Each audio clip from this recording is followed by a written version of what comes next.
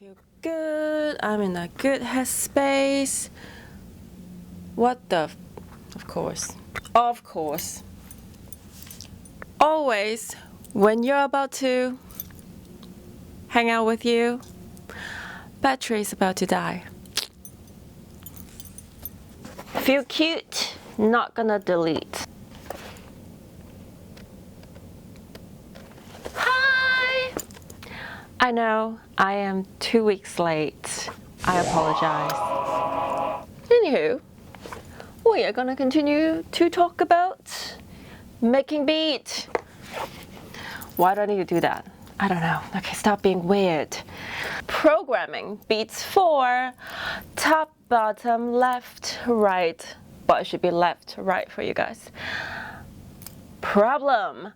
From listening to a lot of music, you have a general understanding of how to program beats that sound similar to those in the music that inspires you. But you don't really have a sense of how the various drums in a drum kit relate to each other, or the way human drummers think when they sit down at the drums and play. As a result, you're concerned that your programmed beats are either too mechanical sounding or are simply the result of your own interpretation and guesswork about what you hear in other music. Even if you have no intention of writing human-sounding drum parts, it can be helpful to understand some of the physical implications of playing a real drum kit. Here are some ways that drummers approach their instrument.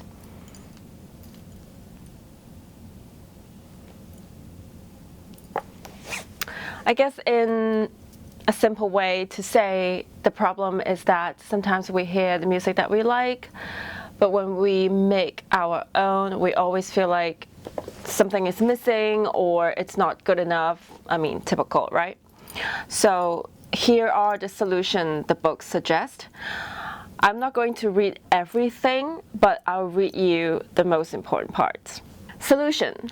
Drummers tend to unconsciously approach beats making from either the top down or the bottom up, depending primarily on genre. Jazz drumming beats, for example, are generally built from the top down, with the rise cymbal pattern being the most important element, followed by the hi-hat played by the foot. A typical jazz drumming pattern might look like this. Jazzy sound first, and then I will show you what I turn this into.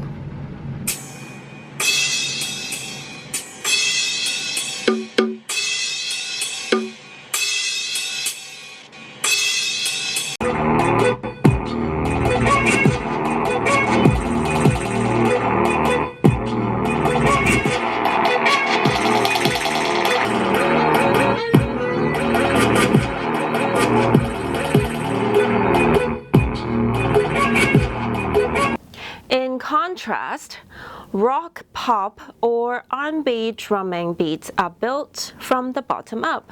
I'll just show you.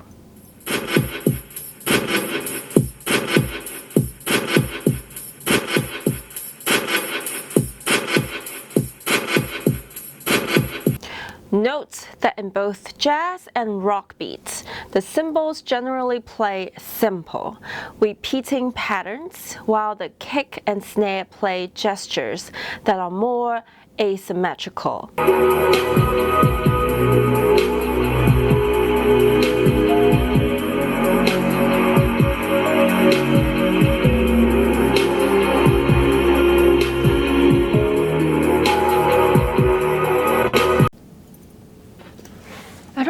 Why the camera sometimes it would just stop by itself, so I constantly have to just check whether or not it's recording. So we're good again.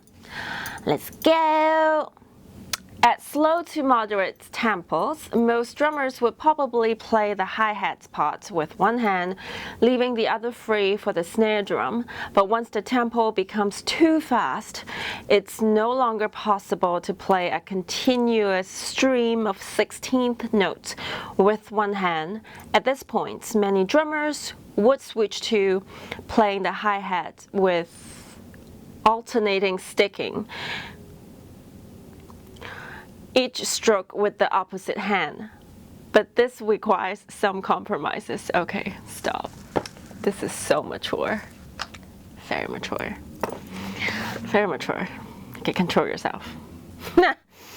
Beats 2 and 4 require both hands to be playing together, so the player must either move one hand very quickly between the snare and hi-hats or play at least 2 consecutive hi-hat notes with the same hand. So much hand situation, guys. All right, stop it. In both cases, there will likely be a slightly different resulting sound. Even the subtle physical differences between 2 drumsticks can result in a different sound versus when a pattern is played with a single hand. Of course, none of these physical restrictions apply to the electronic domain by default. Blah, blah, blah, blah, blah, words, more words. Right, so the author also points out a very obvious point, and there's no restriction when it comes to electronic music making domain. However, we can still learn so much from the way real drummers think. Okay, you guys, that's it for this week.